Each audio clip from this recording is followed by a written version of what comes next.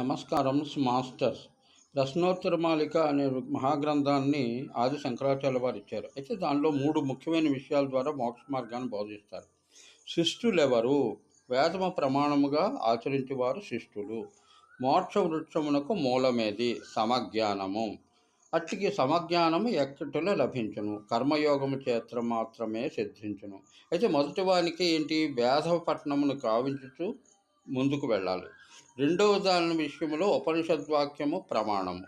మూడవ దానికి కర్మను గురువాక్యము చేత అనుసంధానం చేస్తూ ఆచరించినచో మోక్షము సిద్ధించుటకు అవకాశం ఉండను. ఎంతమంది ప్రయత్నించగలరో అంతమందిలో ఎంతమంది అన్నది ఎవరూ చెప్పలేరు. భగవద్గీత చెప్పలేదు. కోటాను కోట్ల మందిలో ఒక్కడు మాత్రమే మోక్షానికి అర్హుడవుతాడు. అటువంటి అర్హులైన వాళ్ళు ఒక్కడు మాత్రమే గమ్యాన్ని చేరుకోగలడు.